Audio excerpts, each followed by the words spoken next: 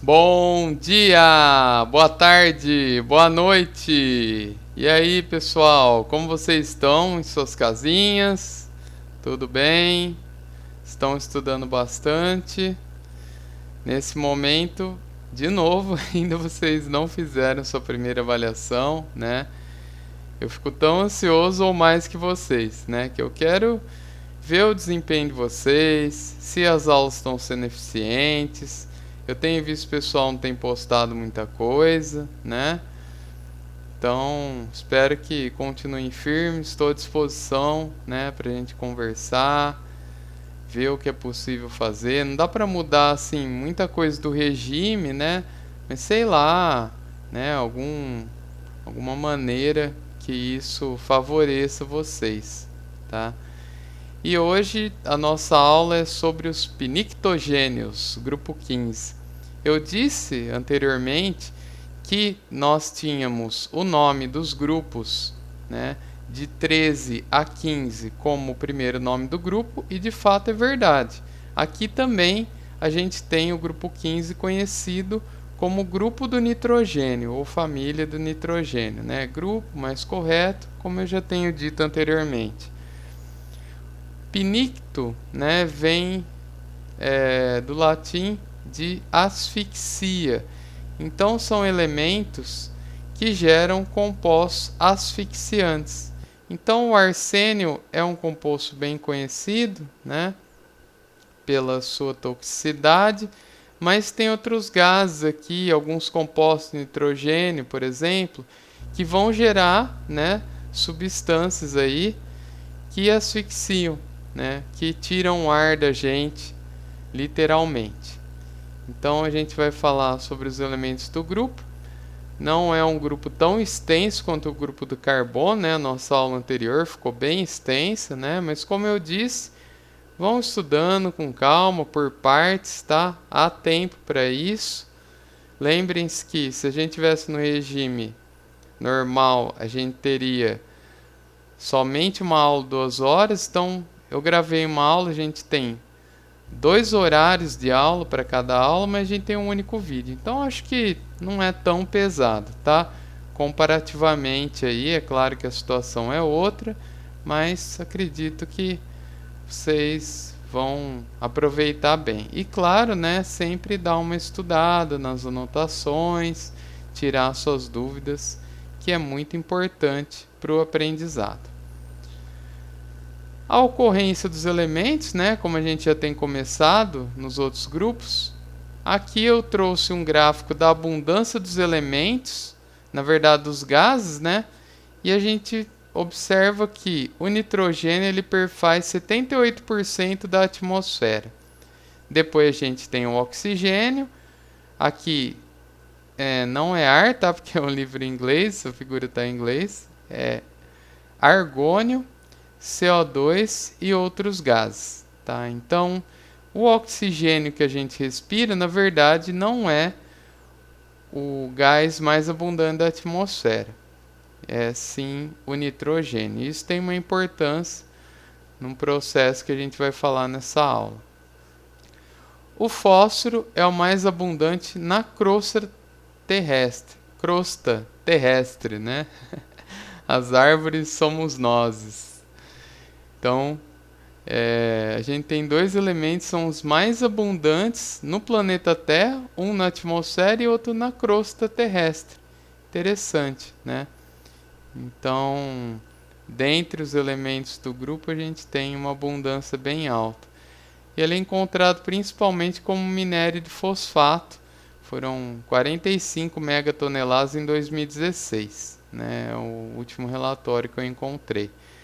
O arsênio ocorre naturalmente em diversos minerais e o antimônio e o bismuto ocorrem naturalmente na forma de sulfetos. Isso, né, de novo para ir aí abrindo a cabeça de vocês, né, dando um panorama de coisas que vocês podem, né, precisar aí no futuro. Falando de propriedades, o nitrogênio e o fósforo são elementos não metálicos. Os demais são não metais com características metálicas. Olha que loucura, né? Essa zona cinzenta da tabela que falei que a gente entrou desde o grupo 13, que só vem, entre aspas, aí, piorando, né?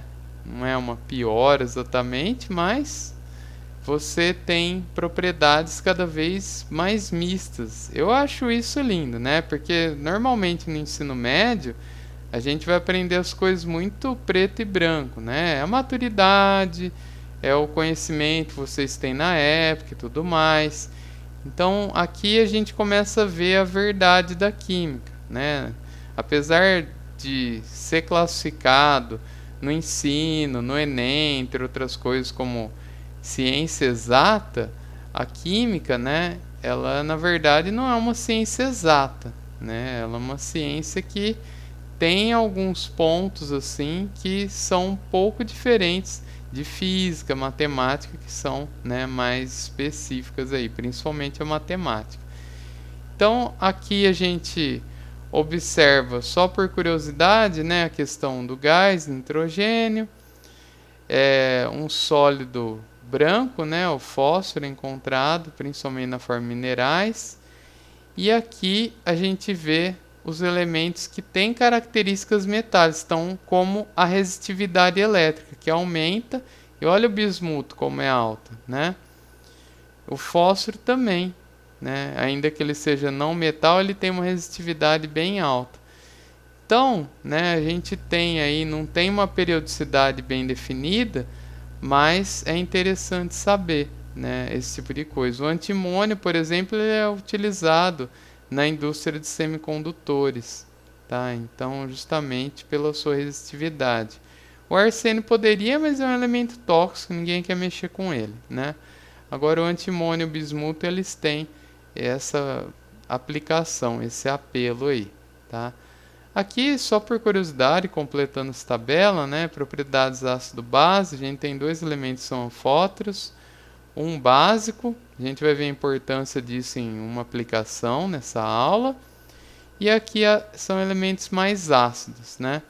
Lembrando que, eu não sei se todos já fizeram análise, estão fazendo, a gente está falando principalmente aqui de ácidos e bases de Lewis, que envolvem pares de elétrons, tá? Fica mais claro isso.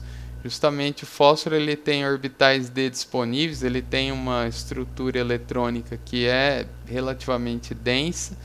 E lá na regra do octeto, modelo de repulsão dos pares elétrons da camada de valência em química geral, devem ter visto que o fósforo era uma exceção à regra do octeto. Tá? Então, naquele modelo que não é muito correto, né, pelo conhecimento que a gente tem hoje, ainda assim a gente já vê que o fósforo tinha alguma coisa diferente ali. E o nitrogênio, por ser o primeiro do grupo, também, né, vai seguir a tendência que a gente tem observado em aulas passadas, tá? Só que, né, a gente fala mais sobre isso daqui a pouquinho. Isso daqui eu já destaquei, né?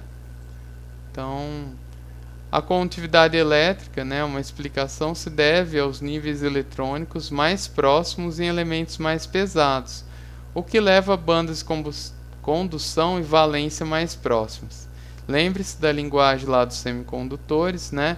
Banda de condução, banda de valência, banda de condução formada por orbitais ligantes e de valência por antiligantes. Quando você tem muitos níveis, a coisa começa a misturar ali, ou no mínimo se aproximar mais, diminuindo o band gap. E isso permite, né, uma condutividade elétrica mais efetiva. Aqui, deixa eu puxar, pontos de fusão e ebulição, tá? Também não tem lógica nenhuma, né? Sim, a gente começa com valores negativos, aumenta, depois aumenta e aí diminui no bismuto. O bismuto ele vem, né, bem diferentão aí. Mas comparativamente ao grupo 14 e 13, por exemplo, a gente já vê, né, que começa a ter uma tendência aí, né? Se não é no grupo inteiro, como lá no grupo 1 e 2, a gente já tem uma tendência mais, né, assertiva aqui. Os pontos de fusão e ebulição dos metais do grupo 1 e 2 decrescem em um grupo, né, energia de ligação mais fraca. Isso, né, comparativamente aí ao grupo 1 e 2, né? Por isso que eu coloquei essa informação, só para contrastar, né? Aqui a gente está falando de ligação covalente, né? Lógico que conforme aumenta a nuvem eletrônica, eu vou ter ligações mais dispersas, e isso, né, diminuiria, pela lógica, né, como eu apresentei anteriormente em grupo 1 e 2, o ponto de fusão e ebulição, mas você não tem uma tendência bem clara, tá? Essa informação aqui é só por conta disso, para ter, né, esse contraste com o grupo 1 e 2, para vocês não esquecerem. Aqui a periodicidade não corresponde exatamente a esse tipo de informação observada anteriormente. Propriedades aqui de tabela, né? Aquela tabela da Housecroft. A gente tem uma configuração NS2NP3, o que vai variar é o N, como a gente pode ver aqui embaixo. Na última camada, né? Mesmo com a inclusão de orbitais D e também orbitais F nesses últimos elementos, nos mais pesados, mas você vai ter, né, sempre 5 elétrons na camada de valência, final grupo 15 e bloco P, tá? Ponto de fusão e ebulição, né, uma tabela que tem valores ligeiramente diferentes que a gente viu anteriormente, mas só por curiosidade.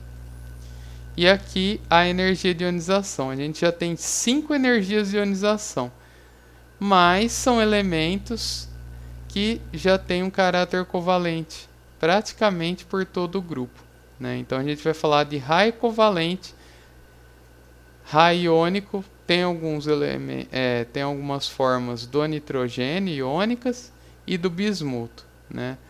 Então essas energias de ionização, se vocês compararem as tabelas com os grupos anteriores, elas são elevadas desde o começo, né?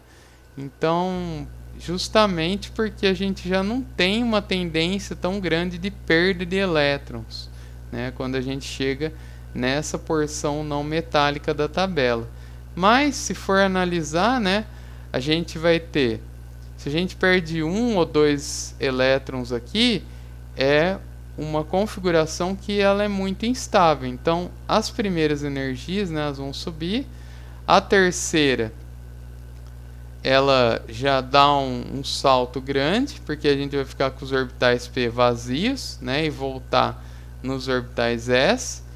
E aí, para tirar o quarto e quinto elétron do orbital S, é uma energia muito grande. Então, por esse valor, né, a gente consegue raciocinar em termos de distribuição eletrônica nos orbitais. Então, 3 elétrons nos orbitais P. Lembrem, são 3 orbitais P, 1 elétron em cada orbital.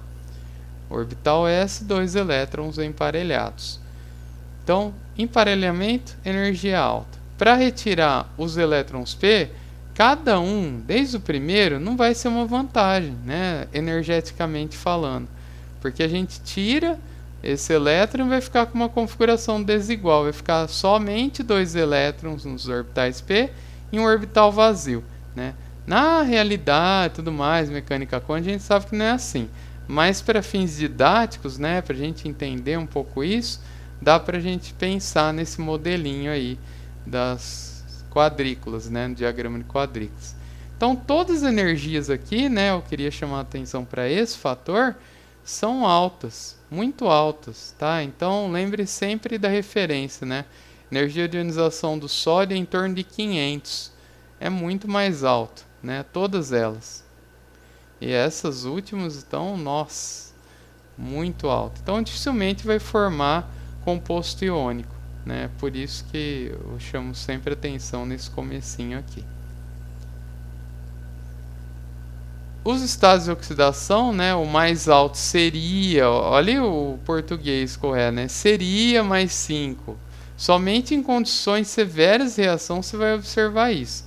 Tem que retirar todos os 5 elétrons, né, para voltar na camada de configuração fechada, né, que corresponde ao gás nobre do período anterior, tem que fornecer muita energia, de alguma forma. Energia através de reagentes, né, que vão ter uma termodinâmica ali que pode favorecer o processo, ou energia na forma de calor mesmo, em pressão, tá?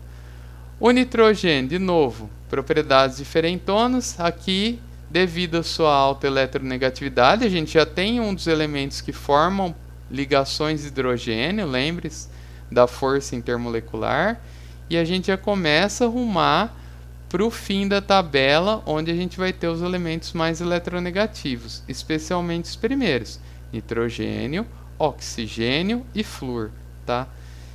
Ele também tem um pequeno raio atômico, né? Óbvio, é o menor do grupo, e ele não tem orbitais d disponíveis. Então, raramente ele vai apresentar números de coordenação, né?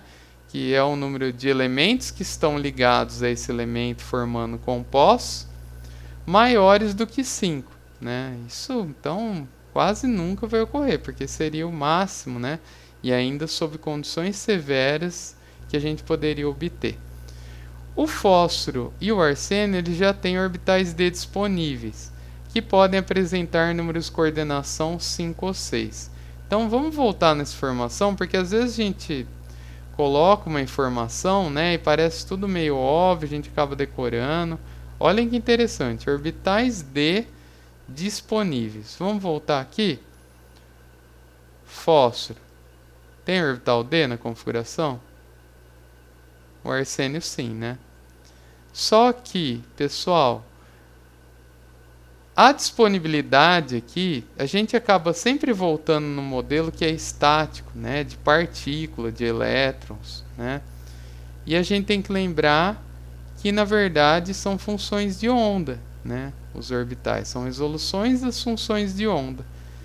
Então, na hora que a gente faz os cálculos, né, disso, a gente vai ter vários termos lá na equação, que eu mostrei lá atrás, né, na revisão. Então, a gente vai ter um termo de energia. E aqui, se a gente notar o número quântico principal do fósforo, a gente tem 3, que seria o primeiro, né, subnível de orbitais d. Então, essa energia aqui, de 3p para 3d, ela não é tão alta, né? Não há uma diferença tão alta, que seria o próximo subnível a ser preenchido, certo? E aí, meus queridos, a gente vai ter esses orbitais disponíveis para serem ocupados, não quer dizer que eles estão preenchidos. Quando a gente tem a configuração do elemento sozinho, do fósforo, isolado, a gente não preenche esses orbitais d. Mas quando a gente forma compostos como aqueles que eu já falei de exceções da regra do octeto, então pentacloreto de fósforo, né? De acordo com aquele modelo, né, é porque ele pode acomodar esse excesso de elétrons acima de 8, né? Nesse caso são 10 pares de elétrons. E a regra do octeto prevê, né, 8 pares de elétrons. Então, lá a gente tem uma explicação que é ainda mais errônea do que essa, tá? Aqui a gente já começa a pensar em termos de energia de orbitais. Como os níveis de energia dos orbitais d estão muito próximos, a probabilidade, né, quando você forma um composto, de ocupar, né, dos ligandos, elementos que estão se ligando ao fósforo, ocupar esses orbitais que têm nível de energia próximo, é alta, né? Especialmente quando passar dos 3 que restam aqui nos orbitais p, tá? Então vamos dizer, a partir de 4 ligações, pensando num modelo estático aí, de octeto e tudo mais, a gente já vai preencher, e aí a gente teria que ir para o próximo nível, que são os orbitais d. Mas em termos de energia, eles têm energias parecidas, então é possível a gente fazer isso, tá? Espero que tenha ficado claro, se não, me perguntem lá no nosso fórum. Todos os elementos formam hidretos. Essa informação eu trago, né, porque além de ser um conhecimento, né, para vocês, a gente resgata os hidretos, né? Então, de novo, vocês estão próximos a fazer uma prova, né, que vai configurar, né, vai ter no conteúdo hidrogênio e os hidretos, inclusive. Tá? Então, são elementos, lembrando, em que o hidrogênio é o elemento mais eletronegativo. Tá? Então, aqui A gente tem esses que não são verdadeiramente hidretos, tá? Mas é por conta da diferença do nitrogênio, né? O fósforo ligado com o hidrogênio, né? O hidreto de fósforo, que é chamado de fosfina, hidreto de arsênio, que é chamado de arsina, e estibina, que são gases tóxicos. Então aí já explicando, né, o nome do grupo, pinictogênios, tá? Então, dentre os compostos asfixiantes, aí a gente tem esses hidretos, né, que podem levar à asfixia.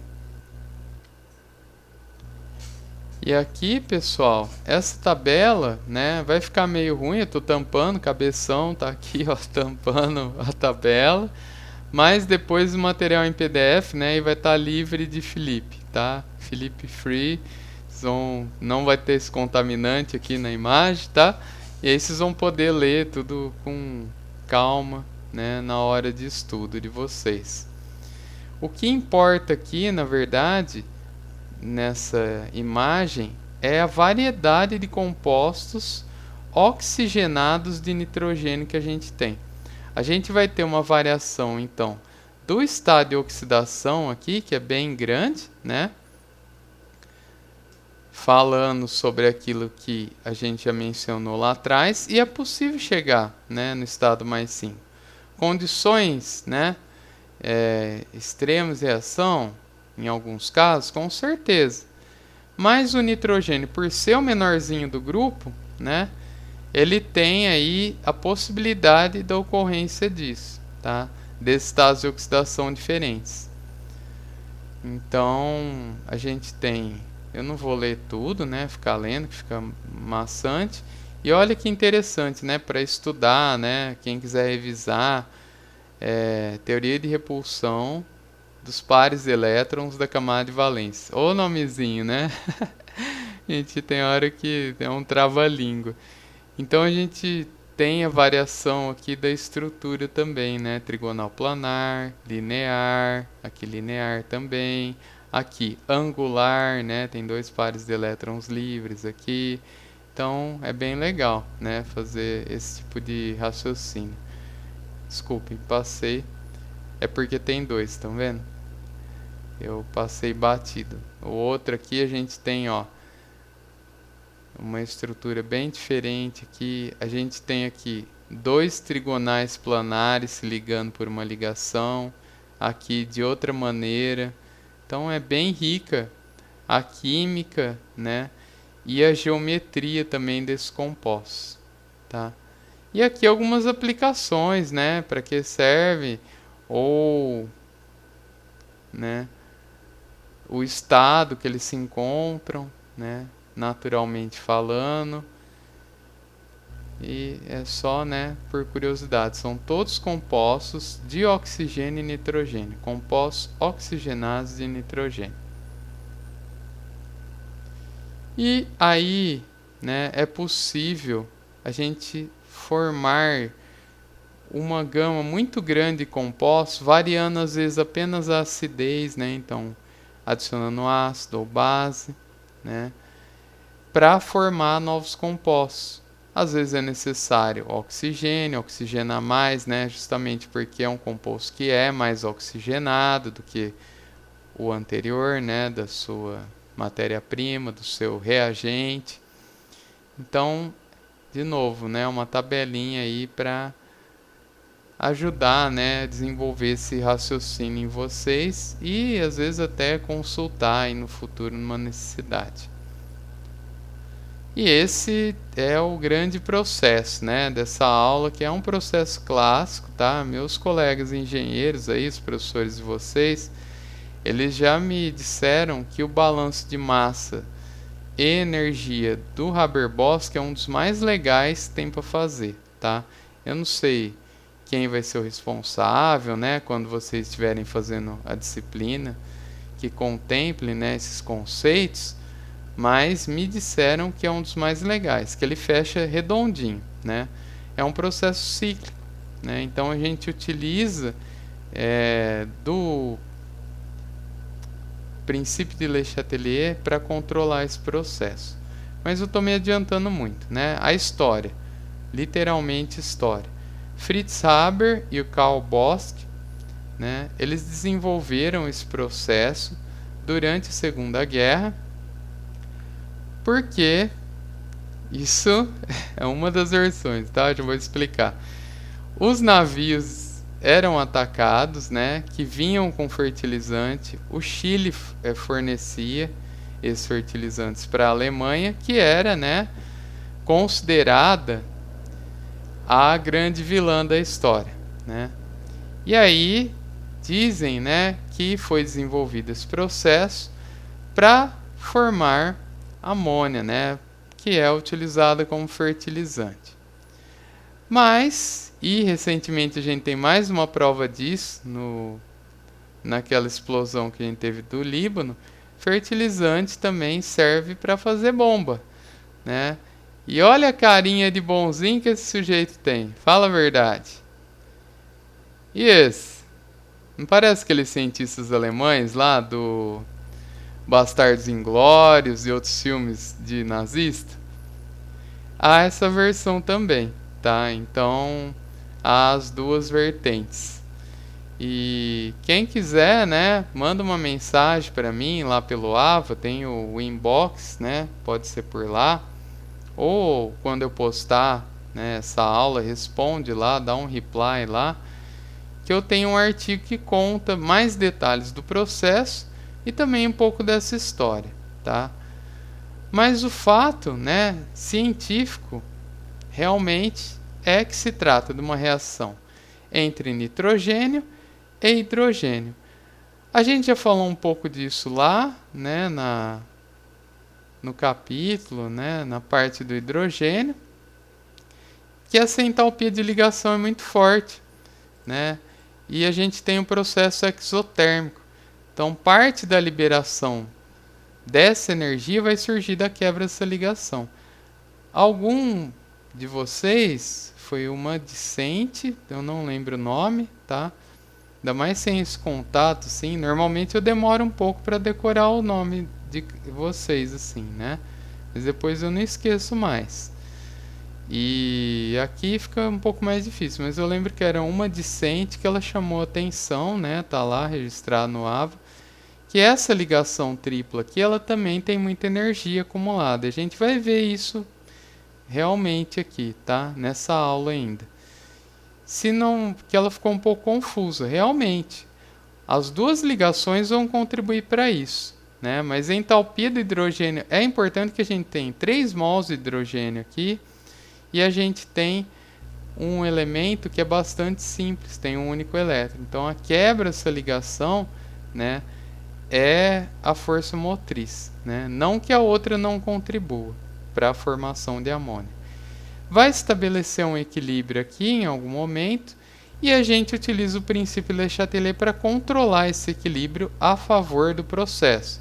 Então, utilizando altas pressões, já que a gente tem uma diminuição da pressão ao longo da reação, baixas temperaturas, já que a gente tem liberação de energia durante o processo, e retirando-se a amônia durante o processo, ou seja, diminuindo essa concentração, a gente tem deslocamento do equilíbrio no sentido de formação da amônia, utilizando esses 3 fatores. Então vai aumentar muito o rendimento do processo, tá? E essa amônia aqui, ela é ciclada, tá? Então, né, ela vai sendo retirada, esses vão reagir, formar mais amônia, e aí fica, né, ali um processo que acaba sendo autossustentável depois de algum tempo, tá? Aqui a gente tem nessa foto um reator de alta pressão que eles desenvolveram, se eu não me engano, sempre confundo, o Haber era o engenheiro e o Carl era o químico, tá? Eles trabalharam juntos para desenvolver esse processo.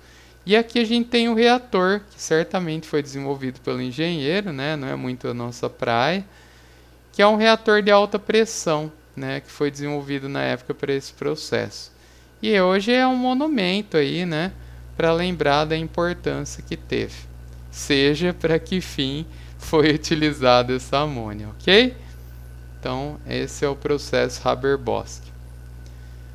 Vamos ver um pouquinho mais de detalhes, né? Porque isso daqui, às vezes, até no ensino médio vocês veem, né? Vamos ver um pouquinho mais de detalhes do processo e depois, em processos químicos, provavelmente vocês vão ver mais ainda, ok?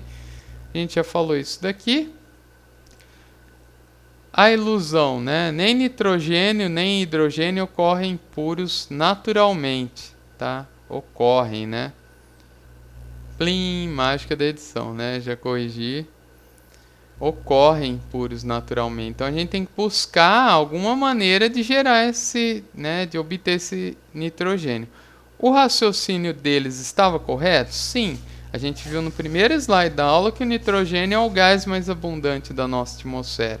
Mas a gente não pode pegar, especialmente com a poluição que é cada vez mais acentuada, né? Então a gente tem que fazer no mínimo uma purificação desse nitrogênio para ser utilizado no processo. Tá? Então, isso, de novo, no mínimo a gente tem que fazer isso. Pode comprar nitrogênio? Pode, mas aí o custo vai aumentar. Tá? E o hidrogênio, né? Alguém também, né? Parabéns, não vou lembrar nem quem era, nem se era adicente ou odicente, chamou atenção também para isso, né? Citou lá que o hidrogênio pode ser obtido pela reforma do metano, que é realmente um dos processos que é muito utilizado ainda e relativamente barato, tá? Então, tá aí uma possível rota.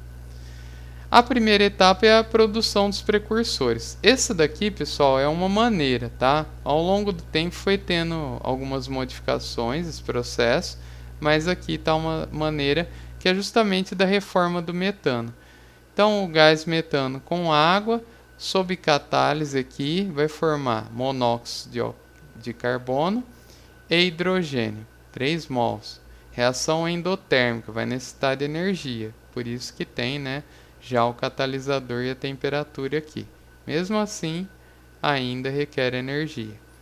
Depois a gente faz a mistura do metano com ar, também sob catálise, para produzir mais monóxido de carbono, hidrogênio e nitrogênio. A combustão do metano não convertido com oxigênio gera calor para a primeira reação. Então veja que interessante, né? E pode ainda pegar a questão lá dos biodigestores, né? Que tem um custo ali que não é tão barato para fazer inicialmente, mas depois, né, acaba compensando.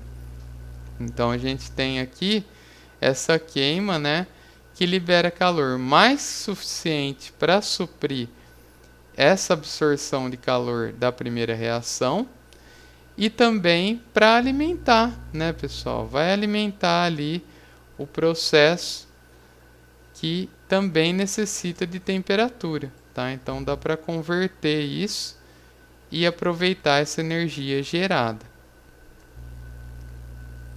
Então, a gente tem aí um processo que acaba sendo sustentável, autossustentável, né?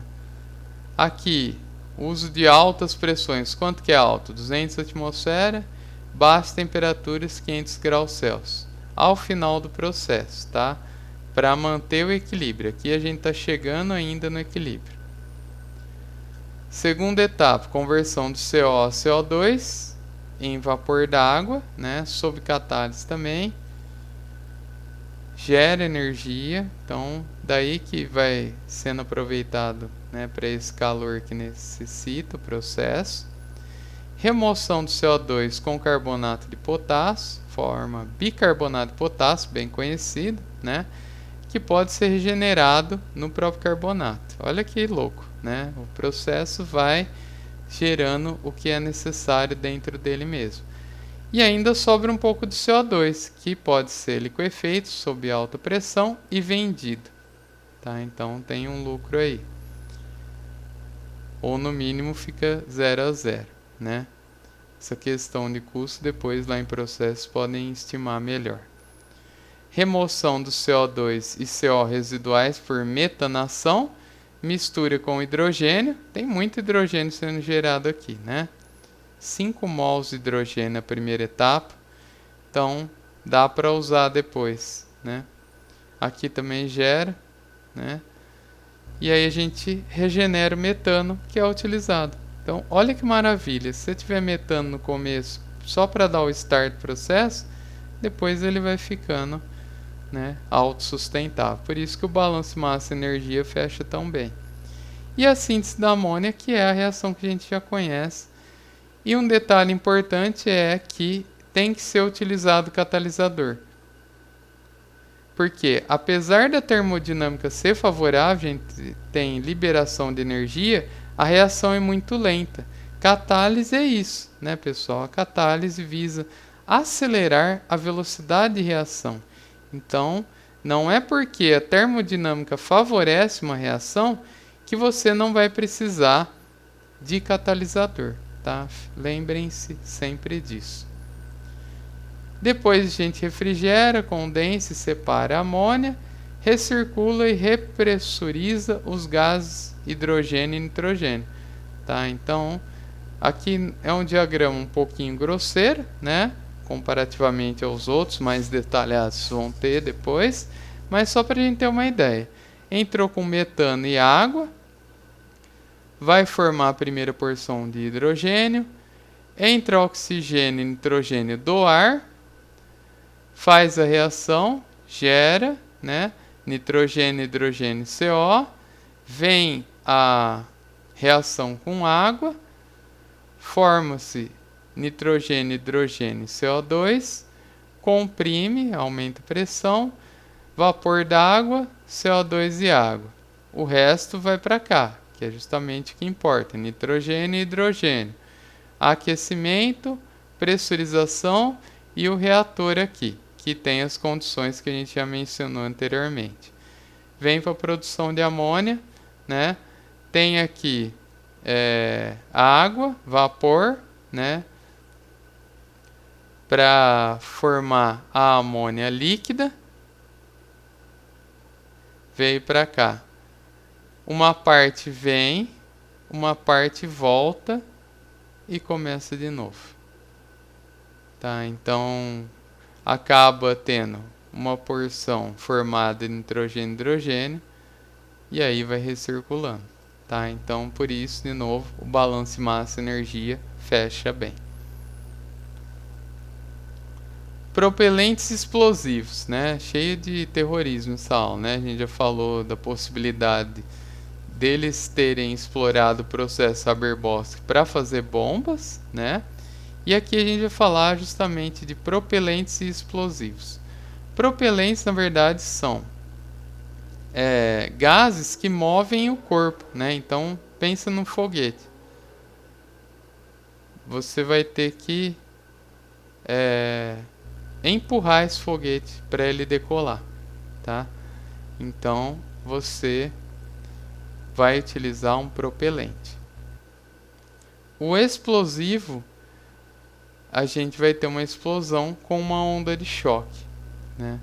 Mas aqui a gente tem uma semelhança entre essas duas classes de compostos. São reações rápidas e exotérmicas que produzem um grande volume de gás, tá?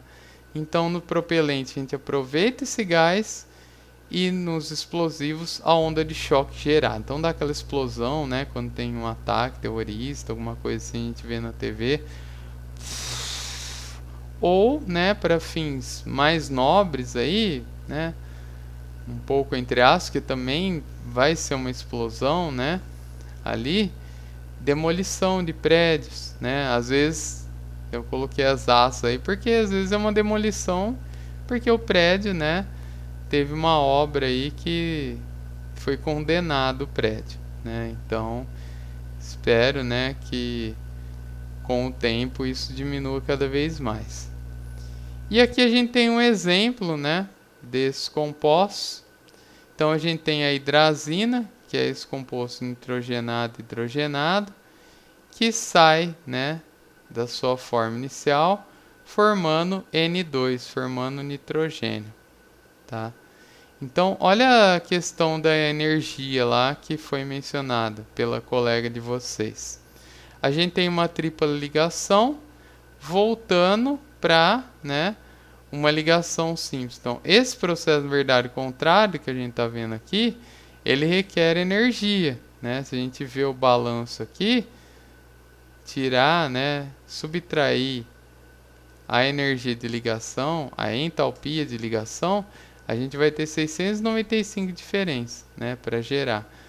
Então aqui o valor real vai ser 707, então é muito próximo, né, do que a gente está vendo, mas é energia liberada, tá? Porque a gente está fazendo esse processo aqui, não esse processo aqui.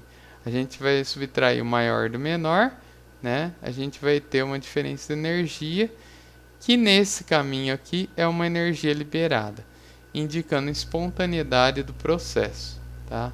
Aparentemente, aí tem que analisar, claro, a entropia e a energia livre juntamente com a temperatura. Mas já é um bom sinal, né? Um processo bem exotérmico aqui. Os fatores para escolher um propelente ou né, um explosivo é que ocorra uma reação espontânea exotérmica, tenha uma cinética rápida e uma produção de moléculas pequenas e momento alto, tá? Então, tem que ser uma reação que ocorre rápido, senão, né, o cara vai botar o explosivo lá, demora, né, pode causar inclusive um acidente. Então, tem que ser rápida a reação. Tem que ter cinética rápida, tem que ser rápida a reação, né? Não necessariamente isso é a mesma coisa, tá? Você pode ter uma reação que ocorre aparentemente rápido, só que às vezes a cinética dela não favorece também, tá? Você teve que colocar um catalisador ali. Aqui o ideal é que isso não ocorra também. E ela tem que ter uma produção de moléculas pequenas e momento alto, né? Momento vem lá da física, massa vezes velocidade, né? Então tem que ser uma molécula que seja leve e se mova muito rápido. Então o nitrogênio ele configura esse tipo de molécula. Os compostos de nitrogênio têm potencial devido à reações exotérmicas de formação de nitrogênio, N2, né? Então a gente vai ter NO, né, outros compostos aqui que a gente tem que analisar se realmente a reação é exotérmica, né? Mas muitos têm, então é um composto bem visado para esse tipo de aplicação. Então essa é a introdução de propelentes explosivos. Agora falando de ácido nítrico, né? A gente tem um ácido que é forte, né? Ainda falando de nitrogênio, um ácido nitrogenado e oxigenado. Tem um alto poder de oxidação e é levemente amarelo. Ele é utilizado, né, para fazer TNT, né? E também a nitroglicerina. Então a gente tem composto nitrado, a nitroglicerina é uma nitração da glicerina. Talvez vejam em química orgânica um pouquinho sobre isso. E a gente tem o trinitrotolueno. A gente tem 3 grupos aqui nitrogenados nessa molécula, tá? E isso acaba tendo uma energia, como a gente viu, né, relativamente alta de liberação de energia. Então, estão ligadas as duas coisas aí, né, a relação do explosivo com o ácido nítrico. E ele é um ácido forte em solução, é importante destacar isso, né? Ah, vou colocar aqui um ácido nítrico concentrado. Não adianta, tá? Tem que ser em solução. Para que ocorra essa ionização em 3 etapas, e somente na última a gente vai ter a liberação de um hidrogênio, né, H3 ou mais, um grupo hidrônio, que é o hidrogênio ácido realmente. Então, para chegar lá, tem que colocar água, tá? Para formar essa solução que vai ser ácida. Aqui, só por curiosidade, né, a fórmula do ácido. As instâncias de ligação, essa é um pouco mais comprida do que essa, que é uma dupla alternada, né? Você tem uma deslocalização dos elétrons nessa estrutura.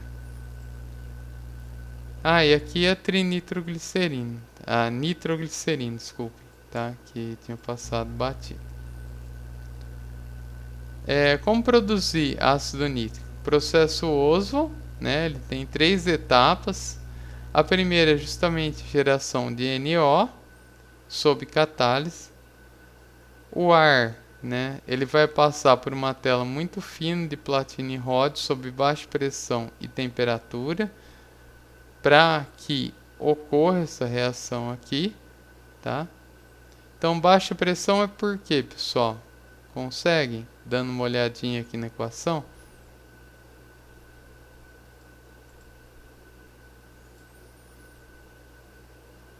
É por conta da diminuição de pressão, né, ao longo da reação.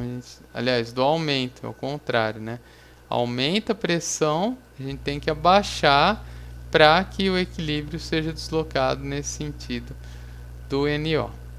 Depois a gente vai ter a conversão do NO para NO2 utilizando oxigênio e temperatura relativamente alta. Isso leva a uma diminuição da temperatura e aumento da pressão, né? Então você tem de novo o equilíbrio Le Chatelier aqui, né? O princípio Le Chatelier. A gente vai ter 3 mols indo para 2. Então a gente tem uma diminuição da pressão. Então a gente tem que aumentar, é sempre o contrário. O princípio Le Chatelier ele se baseia numa regra mais generalista, que é: você sempre vai fazer o processo contrário do que está acontecendo ali, né? Então, se eu estou diminuindo a minha pressão, eu vou aumentar para que o equilíbrio se desloque, né, no sentido de menor pressão, e vice-versa. Depois a gente vai absorver o NO2 com água, formando ácido nítrico. Também baixa temperatura, alta pressão, que levam a uma absorção mais efetiva. Tudo isso é princípio Le Chatelier, equilíbrio. Se tem dificuldade ainda, dê uma revisada nessa parte da matéria. E aí aqui, de novo, a gente tem um esquema um pouquinho grosseiro, né? Mas só para vocês terem uma ideia das etapas do processo que a gente acabou de discutir, né? A última é justamente uma coluna de água que vai levar à formação do ácido nítrico. Então, vamos dizer que ele já se forma meio em solução ali, né? O concentrado, ele vai ser um pouco mais caro, que vai requerer uma parte aí adicional, né, de concentração. Mas ele não é muito interessante, então dificilmente você vai encontrar ácidos nítricos muito concentrados. O fósforo, ele é um elemento que apresenta uma alotropia bastante alta, assim como o carbono. O fósforo branco, vermelho e preto são os mais comuns. Aqui a gente tem o processo de formação do fósforo branco a partir de minerais fosfáticos, né, de fosfato, sílica e carbono. Temperatura altíssima para formar esse sujeito aqui, que é um fósforo mais instável. O fósforo branco ele tem que ser guardado em solvente orgânico, né, ou em outro reagente que segure ali, né, a sua reatividade, porque ele é muito reativo. Muita energia foi colocada aqui. Se a gente deixa ele em contato com o ar, pode se formar reação que leva inclusive a uma pequena explosão. O fósforo vermelho, ele tem uma estrutura muito parecida com o fósforo branco, só que é uma cadeia, né, polimérica, vai ter repetição desses monômeros de fósforo. Ele é formado pelo aquecimento do branco a 540, lógico, sob condições específicas, fechada, para não entrar oxigênio ali e levar a uma explosão. Aqui só mais uma estrutura fósforo branco. E o fósforo preto, ele tem uma estrutura que, se a gente olhar aqui nessa representação, né, flat aqui, 2D, parece reto. Mas quando a gente olha o modelo 3D, a gente vê que são muitas ligações distorcidas que vão formar esse fósforo preto. Também é obtido por aquecer fósforo branco a alta pressão, né? Então aqui a gente tem a energia, né, liberada nos processos. Então por isso que é favorável sair do branco para formar os dois. E aqui o fósforo, né, que a gente conhece do dia a dia, que não necessariamente, né, é o elemento. A gente associa muito fósforo dia a dia, né, com o elemento fósforo. Tem fósforo aqui, obviamente, né? No Brasil, o fósforo vermelho ele é utilizado aqui, tá? Nessa parte que risca. E em outros países tem chamado fósforo segurança, que você pode atritar em qualquer lugar. Então, vocês já viram em desenho, filme, seriado, o cara vai acender alguma coisa, uma bomba ou mesmo um cigarro, alguma coisa, e ele risca o fósforo na parede, na calça, onde for. São fósforos segurança. Aqui no Brasil a gente não tem esse hábito, né? Comercialmente falando, de utilização do fósforo segurança. Então é mais o fósforo, né, que a gente utiliza essa parte de atritar onde está justamente o fósforo vermelho, tá? Esse é o mais comum aqui. Matéria-prima para se obter fósforos, rochas fosfáticas, a gente já mostrou esse tipo de matéria-prima aqui, cascalho ou areia e coque carvão, tá? Então, do processinho lá, da reação do processo que a gente já viu. Tá? Então, utilize matérias-primas relativamente baratas aí também nesse processo. Depois a gente vai para um forno de arco elétrico com eletrodos carbono e corrente altíssima, sob temperatura também, né? Para formar o fósforo branco. Esse fósforo gasoso que é gerado, ele é condensado através de um spray de água e coletado em tanques. E as aplicações desse fósforo são na produção de ácido fosfórico, então outro ácido relativamente forte, em solução também, tá? Plastificantes, fertilizantes e palitos de fósforo, obviamente, né? Isso parece pouco, mas o pessoal que acampa, algumas casas, né, menos favorecidas, ainda não tem o acendedor automático no fogão. E isso queima, e quando acaba a energia, se você não tem, você não consegue cozinhar. Então sempre tem um fósforo, tá? Conselho por vivência própria, que aí acaba, e aí você tem que ir lá comprar um fósforo ou você não vai comer, né? Então tem essa questão aí. Esse mercado não vai acabar tão cedo. Então aqui o esquema, né, que eu falei. Então, coque, cascalho, né, e as rochas fosfáticas. Então, aqui, mistura, vem para esse reator. Esses chamados eletrodos Soderberg vão fazer uma parte da reação. Depois vai para um outro reator, né, que é um precipitador eletrostático, na verdade, para tirar partículas que não sejam interessantes. E aí, por fim, o fósforo que é gerado, né, ele vem também numa torre em que passa-se água, tá? Uma torre de condensação aqui. Diz, né, no livro que é cerca de 5 toneladas por hora, pelo menos nesse setup aqui, tá? Esse eu tirei de um livro de processo e a gente tem essa questão aqui. Arsênio. O arsênio é conhecido pela toxicidade, é como o chumbo do grupo anterior, tá? 130 mg é letal. E ele é encontrado, né, na natureza na forma de sais de arsenito, né, que são os sais de arsênio. E aí esses sais podem ser levados pela chuva, etc. e contaminar poços e fontes de água. Então, em Bangladesh, na Índia, não achei assim uma imagem, alguma coisa, porque já faz algum tempo, né? Mas há relatos, sim, né? Alguns textos por aí sobre isso. Esse desastre de Bangladesh, é o trava-língua, ele levou à morte de centenas de milhares de pessoas, quase Covid, assim, né? Muita gente morrendo, porque os indianos eles têm hábito de se banhar, e inclusive alguns têm uns rituais, né, de banho em rios.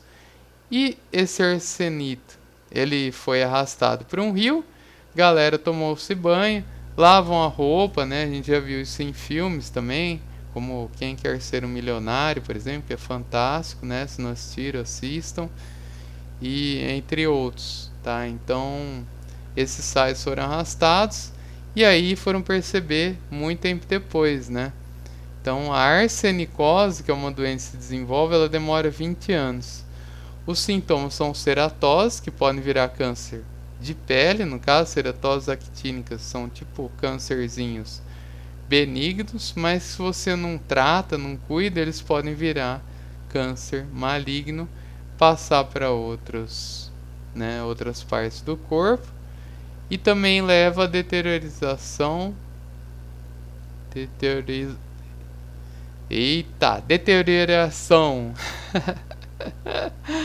E aí, conseguiu falar em casa? Do fígado e dos rins, tá? Então é um composto meio danado. Mas eles também podem ser utilizados como inseticidas, herbicidas, para matar coisas que a gente deseja, isso é errado, né? De certa forma. E também na indústria dos semicondutores, porque Bending é favorável para esse processo, tá? Por isso, somente. E o bismuto, né? Então, pegue o seu banquinho e saia de fininho, né? Raul Gil, um clássico da TV brasileira, quase tanto quanto o Silvio, o Gugu, o Faustão, né? E ele tem o merchan, né? Durante o programa para pagar, né? Enfim, esse terno dele, tudo do programa, e funcionários, etc. E a TV, claro, que ganha com essa publicidade. Então, Pepto-Bismol passava, né? A gente, quando era criança, às vezes estava chovendo, a gente não queria sair, estava muito calor também. Sábado à tarde, na casa do meu avô, a gente ficava assistindo essas porcarias aqui, né? Show de calouros do Raul Gil, ficava lá xingando. Porra, como não tirou o chapéu, aquele outro quadro dele. E aí ele vinha com esse merchan aí, o Pepto-Bismol, que é a base de bismuto, tá? Os americanos, já mencionei isso anteriormente, de magnésio, eles adoram antiácido, tem prateleiras e prateleiras nas mega drugstores lá, de tudo que é cor, tudo que é sabor, porque eles têm mania de tomar isso de monte, é de litro, né? E toma para aliviar, né? Então, o salicilato de bismuto, ele tem tratamento de má digestão, gastrite e distúrbios gastrointestinais, por eliminação de bactérias como Heliobacter pylori, gerando uma citoproteção na região intestinal. Então, isso eu retirei dos livros, tá, pessoal? Não foi do merchan dele, mas era o que ele falava. Então, tem um fundo de verdade aí, né? Ele gera uma camada protetora, né? Aí, claro que ele dá uma exagerada. E você pode comer aquela feijoada, aquele torresmo, porque não vai te fazer mal, né? É mentira, né? Então, aí já é o merchan. Mas é utilizado aí, né? Aqui não é tão comum, mas em outros países sim. Ele também é utilizado, ou ainda é utilizado na medicina para tratar sífilis e alguns tumores. As propriedades que permitem essas aplicações são o caráter metálico fraco, né? Ainda que seja fraco, é um caráter metálico, que forma sais, né? Então, íons, a gente tem uma grande associação com a formação de sais, como a gente tem visto desde lá do grupo 1. Tá? Só que são sais complexos, que a gente vai falar um pouquinho na última parte do curso. Tá? São sais que têm uma estrutura um pouquinho diferente. E eles são utilizados também como amplificadores óticos, né? Então, a gente está aqui em casa, está usando a internet, a gente adora uma internet rápida, eficiente. São os amplificadores óticos que permitem isso, tá? Aqui ainda, né, a fibra, tem fibras que são amplificadoras, tem fibras que não, tem lugares que não tem fibra, né? Então, no Brasil ainda está engateando um pouco, mas em outros países já é mais comum. Isso se deve à blindagem dos orbitais D, que fazem parte da estrutura do bismuto, tá? Então, permite aí esses processos, né, eletrônicos de forma mais rápida ou de luz, né, já que a transmissão hoje da internet tá boa, né? É por luz, né? Então aí a necessidade dos amplificadores óticos. Perguntinhas para encerrar: por que o nitrogênio apresenta propriedades distintas dos demais do grupo? Por que é necessário o uso de um catalisador nesse processo? Não, né? Deixa eu corrigir já, senão a gente esquece. Então, processo Haber-Bosch, né? Nesse processo. Qual que é o processo? Ainda que esteja meio óbvio, né? Pelo que foi falado na aula. Porque o fósforo apresenta números de coordenação mais altos que o nitrogênio. Porque o ácido nítrico apresenta uma maior força em solução do que no seu estado anidro, que é o que não está em solução, é o concentrado que eu mencionei lá atrás. Tá, pessoal? Essas são as questões, eu vou pondo no AVA para vocês também irem praticando. Depois eu vou fazer a correção, né? Eu vou colocando ou tudo de uma vez, né, em blocos assim, ou aos poucos. Vamos ver o que funciona mais, tá? Para não ficar muito cansativo para vocês. Então, mas aguardem que vai estar lá no AVA também. Se você acabou de ver essa aula, já está ali estudando, quer ir respondendo também, beleza, depois só passa para o AVA para eu poder dar um feedback para vocês e a gente ir caminhando juntos. Ok? Obrigado pela atenção e até a próxima aula de Química Inorgânica. Um abraço e se cuidem.